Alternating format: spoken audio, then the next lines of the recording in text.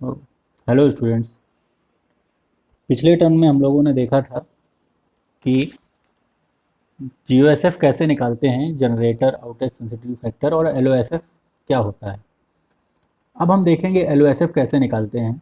तो एलओएसएफ निकालने के लिए हमें पहले थेवेनिन इक्विवेलेंट सर्किट देखना पड़ेगा कि हमारे सिस्टम में थेवेनिन इक्विवेलेंट सर्किट कैसे आता है। थोड़ा सा उसका जानकारी होगा तो आप उसको एलओएसएफ को निकाल पाएंगे। तो थेवेनिन इक्विवेलेंट सर्किट पे चर्चा करते हैं आज और देखेंगे कि थेवेनिन इक्विवेलेंट में क्या क्या होता है। ठीक है, तो ये इक्वेशन हमको पता है, I equal to Y into B या B equal to I into Z है। उसी का आई ये मैट्रिक्स फॉर्म में हमने लिख दिया है। सिंपली आप I equal to Y into B लिख सकते हैं। तो हमें क्योंकि मैट्रिक्स में यूज़ करना है इसलिए हमने ये लिखा है I is equal to Y into B. तो आई क्या है? Bus current injection matrix. Y bus admittance matrix हम बनाना जानते हैं। We bus voltage vector matrix. तो जहाँ पर आई क्या है? आई है I one I two I N का ट्रांसपोज, यानी कि ये ऐसे होता है I one I two I T से लेके आई एन तक। तो ये इस तरीके से अगर लिखना है तो हमें ट्रांसपोज में दिखाना पड़ेगा। इसी तरह वेक्टर वी क्या है? V one V two V three का ट्रांसपोज। तो फिर हम वी को लिख सकते हैं वाई इनवर्स आई या फिर जेड आई। वो यहाँ पर आगे लिखा हुआ है और सिंपल है, ये आपने पहले पढ़ चुका है, V equal to Y inverse I या जेड आई। ठीक है, अब ऐसा मानते हैं हम कि मान लेते हैं कि करंट में कोई चेंज हुआ, किसी एक पर्टिकुलर बस में किसी चेंज की वजह से करंट में चेंज हुआ, तो करंट के सारे एलिमेंट्स में चेंज होगा। तो हम ऐसा मान लेते हैं कि कोई चेंज हुआ। तो ये देखिए यहाँ पर आगे आई प्लस डेल्टा आई हमने किया, तो ये हर एक एलिमेंट में होगा, I one plus delta I one, I two plus delta I two, I N plus delta I N. ठीक है, तो करंट के चेंज की वजह से वोल्टेज में चेंज होगा क्योंकि इम्पीडेंस तो फिक्स रहेगा। वोल्टेज में चेंज होगा तो उसका भी हम फार्मूला लिख सकते हैं। तो आप देखिए यहाँ पर है B plus delta B is equal to Z I plus delta I. तो क्या होगा? Z I plus Z delta I, B plus delta B, और जेड आई तो हमारा वी होता ही है। तो ये कैंसिल आउट हो जाएगा, यानी कि ये निकल आएगा हमारा delta B is equal to Z delta I. ये इक्वल टू ये delta B is equal to Z delta I. इसकी इक्वेशन को हम मैट्रिक्स फॉर्म में आराम से लिख सकते हैं। तो उसको हमने लिख दिया, delta V one delta V two से लेके V N, I one I two I three से लेके आई एन, और ये Z one one Z one two Z one one. इससे हम लोग भली भांति परिचित हैं। अब क्वेश्चन ये है कि मान लेते हैं कि ये जो करंट चेंज हुई थी ये किसी एक बस में ही चेंज हुई थी। ठीक है, जैसे बहुत सारी बसेज हमारी जुड़ी हुई हैं और किसी एक बस में ही ये क्या हुई थी? चेंज हुई थी। तो जब किसी एक बस में चेंज हुई थी तो उस इंस्टेंट पे डेल्टा तो उसी में डेल्टा आई चेंज हुआ होगा, क्योंकि बाकी में तो चेंज होगा लेकिन कुछ समय के बाद, लेकिन उसमें इंस्टेंट चेंज होगा। जैसे आप मान मान लीजिए कि यहाँ पर 2 एम्पियर बह रही है, यहाँ पर 5 एम्पियर बह रही है, 8 एम्पियर बह रही है, 10 एम्पियर बह रही है, और यहाँ पर कोई 5 एम्पियर बह रही थी। ये एग्जाम्पल है, पावर सिस्टम में बहुत ज़्यादा करंट बहती हैं। तो ये मान लीजिए यहाँ पर कोई 2 एम्पियर या बह रही है और ये एकदम से आउट हो जाता है। तो ये तो चेंज मिलेगा zero, two minus zero equal to two, पर यहाँ पर कोई चेंज नहीं मिलेगा। तो वही यहाँ पर यूज़ होगा। देखिए, नाउ सपोज बस इंजेक्शन चेंज एट ओनली बस के, तो डेल्टा आई के मिलेगा, बाकी कुछ नहीं मिलेगा। जब डेल्टा आई के मिलेगा तो आप देखिए डेल्टा वी वन क्या हो जाएगा? Z one one zero, Z two two zero, तो जेड के वन इंटू आई के, यानी कि जेड वन के इंटू आई के मिलेगा। इसी तरीके से डेल्टा वी टू क्या मिलेगा? जेड टू के इंटू आई के। बी थ्री क्या मिलेगा? बी थ्री मिलेगा जेड थ्री के डेल्टा आई के, डेल्टा है। ठीक है, तो यानी कि डेल्टा वी आई क्या मिलेगा? जेड आई के डेल्टा आई के, ये मिला है। डेल वी आई के, डेल वी आई क्या हो जाएगा? जेड आई के डेल्टा आई के। तो वी के भी मिल जाएगा हमको, डेल वी के इज इक्वल टू जेड के डेल वी के डेल आई के। ठीक है, ये बात आपको क्लियर हो रही है? डेल वी आई हो जाएगा जेड आई के डेल आई के, यहीं से। तो अगर हम डेल वी के निकालना चाहें तो डेल वी के भी निकल आएगा, जेड के डेल आई के। ठीक है, so if initial voltage at बस के इज़ बी के ज़ीरो, अगर इनिशियल वोल्टेज बी के ज़ीरो था तो जो चेंज है नया वो डेल्टा वी के जुड़ जाएगा। तो उस बस में जिसमें करंट इंजेक्शन बदला है उसमें वोल्टेज भी बदल जाएगा, वो वोल्टेज बदल के वी के न्यू क्या हो जाएगा, वी के जीरो प्लस डेल वी के। और डेल वी के क्या है, जेड के प्लस डेल आई के। तो वी के न्यू हमारा हो जाएगा वी के जीरो प्लस जेड के डेल्टा आई के। तो अगर इसको थेवेनिन फॉर्म में मैं लिखना चाहूँ, इसको थेवेनिन में बनाना चाहूँ, तो वो यहाँ पर थेवेनिन इक्विवेलेंट सर्किट बना हुआ है, आप इसको देख लीजिए। ये थेवेनिन इक्विवेलेंट सर्किट है, वी के new is equal to V के ज़ीरो प्लस जेड के डेल आई। ये वी के न्यू यहाँ पर है, वी के new is equal to V के ज़ीरो प्लस जेड के डेल आई के। ठीक, तो यह बात आप समझ पा रहे होंगे। तो यहाँ पर अगर मैं थेवेनिन इक्विवेलेंट निकालना चाहूँ, तो थेवेनिन इक्विवेलेंट निकालने के लिए हम क्या करते हैं, जितने भी वोल्टेज सोर्स हैं उनको शॉर्ट कर देते हैं, करंट सोर्सेज को ओपन कर देते हैं, तो ये शॉर्ट हो जाएगा। तो यहाँ पर जो नेट इम्पीडेंस क्या है वो यही इम्पीडेंस है जेड के। तो थेवेनिन इम्पीडेंस इस तरीके से निकल आएगा। तो आप ये बात समझ पा रहे हैं कि अगर किसी एक बस में करंट इंजेक्शन में कोई चेंज होता है तो उस बस के वोल्टेज में चेंज होगा, और जो इम्पीडेंस है थेवेनिन इम्पीडेंस वो क्या होगा, वो वही होगा जेड के। ठीक है ना, जेड के क्या है, वो बस एडमिटेंस मैट्रिक्स, बस इम्पीडेंस मैट्रिक्स का, क्योंकि जेड इम्पीडेंस मैट्रिक्स है, बस इम्पीडेंस मैट्रिक्स का के एलिमेंट है। ठीक है, आप बस एडमिटेंस मैट्रिक्स, बस इम्पीडेंस मैट्रिक्स निकालना आराम से आता है, क्योंकि लाइन पैरामीटर से निकलते हैं। तो जेड के तो आप पहले ही निकाल सकते हैं, जब हमारा सिस्टम पता होगा तो जेड के हम निकाल सकते हैं। और जैसे ही किसी बस में चेंज होता है, किसी बस की वैल्यू में, किसी बस के करंट इंजेक्शन में चेंज होता है, तो जेड के हमको पता है और ये चेंज हमको पता है। ठीक है ना, ये चेंज हमको पता है डेल आई के, और जो उसका पहले वोल्टेज था वो भी हमको पता है, जिसको हमने वी के ज़ीरो से ले रखा है जो पहले था।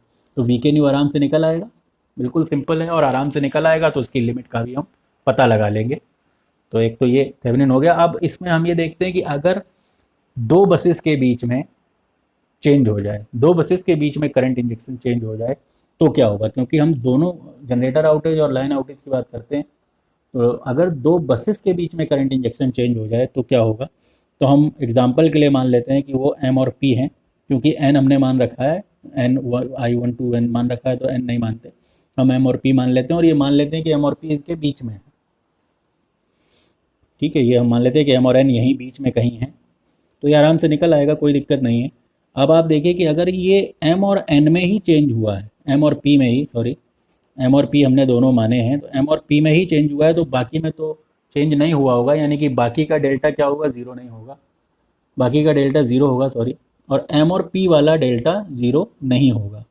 तो लिखा जा सकता है, अब देखिए हमने यही क्वेश्चन वैसे ही लिखी है, del V one V two V three V M V P V N, और ये हमारा वही, और बाकी सारे देखिए जीरो कर दिए हैं, सिर्फ कौन से दो जीरो नहीं है जिनमें चेंज हुआ है, जिनके बीच में करंट इंजेक्शन चेंज हुआ है, तो ये देखिए delta I M del I P. तो इस तरीके से अगर हम देखें तो डेल वी वन क्या हो जाएगा, डेल वी वन हो जाएगा Z one M del I M plus Z one P del I P. ठीक है ना, ये देखिए जेड वन ज़ीरो से मल्टीप्लाई होगा, ये इससे होगा, तो जो जेड एम वाला एलिमेंट है जेड वन वो इससे, और पी वाला जेड वन पी इससे। तो उसी तरीके से ये क्वेश्चंस निकल आएंगी, बहुत सिंपल है क्वेश्चन निकालना। तो आप देखिए डेल वी एम ये है, डेल वी एम क्या हो जाएगा, जेड एम एम एम वाला और जेड एम पी पी वाला एलिमेंट। इसी तरह से वी पी एम के साथ क्या होगा, एम एम वाला एलिमेंट है ये, del Z P M M वाला और पी पी आई पी वाला। ठीक, आप इसको आराम से देख लीजिए। डेल वी वन कौन सा होगा, एक जेड वन एम एलिमेंट होगा, वो जेड एम एम इससे मल्टीप्लाई होगा, और जेड वन पी वाला इससे मल्टीप्लाई होगा। तो अगर एम होगा तो एम एम एम पी, ये देखिए एम एम एम पी, ये एम है, और अगर पी होगा तो पी एम पी पी। तो इस तरीके से डेल वी अगर हम अपने पुराने वी एम में जोड़ें तो वी एम न्यू क्या हो जाएगा, V M zero plus del V M. तो सिंपल है, थोड़ा बड़ा करके देख लेते हैं।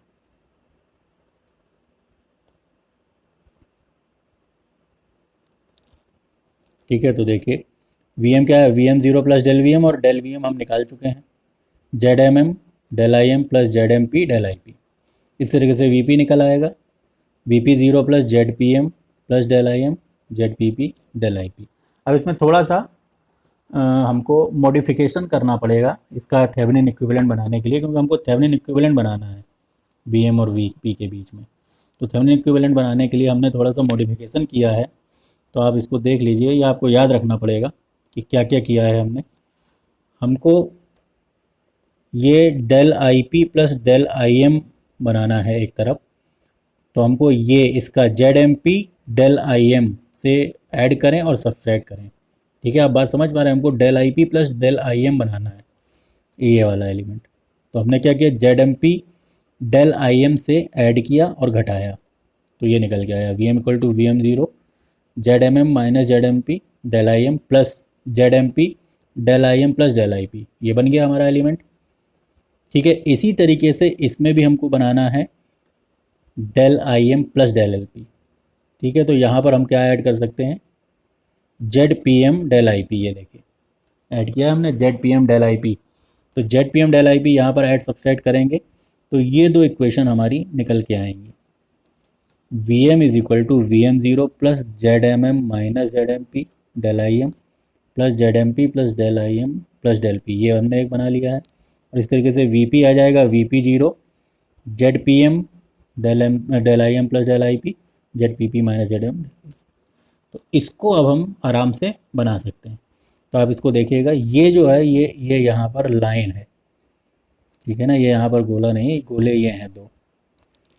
ठीक है, तो अगर इसकी इस इक्वेशन को हम देखें, ऊपर वाली इक्वेशन को, तो V M V M naught Z M M minus Z M M minus Z M P R del I M plus ये प्लस है प्लस जेड एम पी ये है।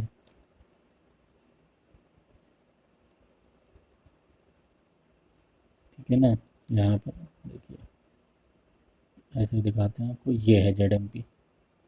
ठीक, अब देखिए, अब सही दिखेगा, ये थोड़ा सा छुप जाता है। अब ठीक, ये देखिए ये जेड एम पी है, del I M plus del I P, तो ये यहाँ से डेल आई एम गया, यहाँ से डेल आई पी गया, ये दोनों यहाँ से जाकर यहाँ जुड़ जाएंगे, तो ये del M I M plus del P आएगा। तो यहाँ पर Z M P equal to Z P M, तो जेड एम पी डेल, तो ये आराम से बन गया।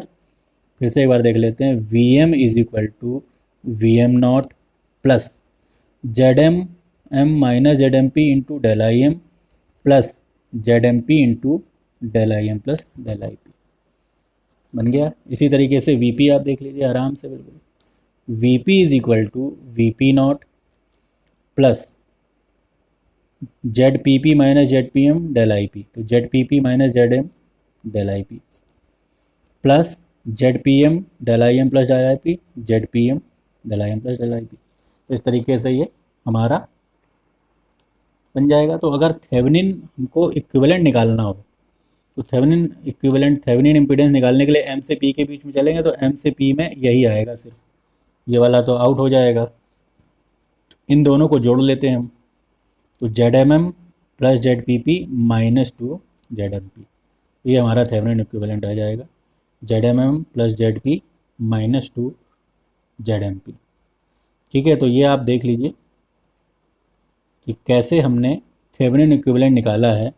इसको हम यूज करेंगे अभी अपने सिस्टम में, कैसे हमने जेड एम एम और जेड पी पी निकाला है। ठीक है, तो आपको इसको बस सरसरी निगाह से देख लेना है कि थेवेनिन इक्विवेलेंट सर्किट कैसा होता है। अगर एक बस में करंट इंजेक्शन में चेंज आएगा तो हमारा थेवेनिन इक्विवेलेंट क्या आएगा डायग्राम, और दो बसेस में अगर चेंज आएगा, दो बसेस के बीच में, तो हमने ये देखा। थोड़ा सा आप इसको जब बनाइएगा तो क्लियर बनाइएगा, ठीक है, ये डायग्राम थोड़ा सा बड़ा बनाइएगा तो आपको क्लियर हो जाएगा। तो दो बसेस में चेंज आएगा तो ये दोनों इक्वेशन होंगी और हमारा थेवेनिन इक्विवेलेंट पूरा निकल के चला आएगा ये। ठीक, तो इनको यूज़ करते हुए हम LOSF कैसे निकालते हैं वो समझ लेंगे।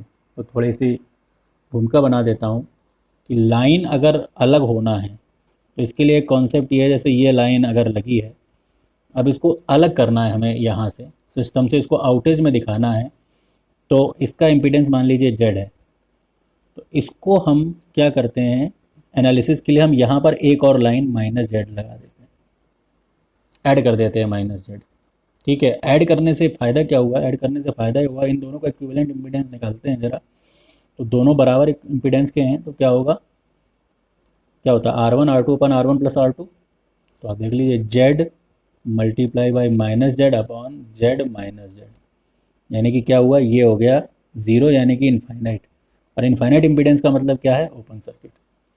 इसका मतलब इसको ना हटा के एडिशन अगर हम माइनस जेड का कर दें तो भी ये ख़त्म ही, आउटेज ही माना जाएगा।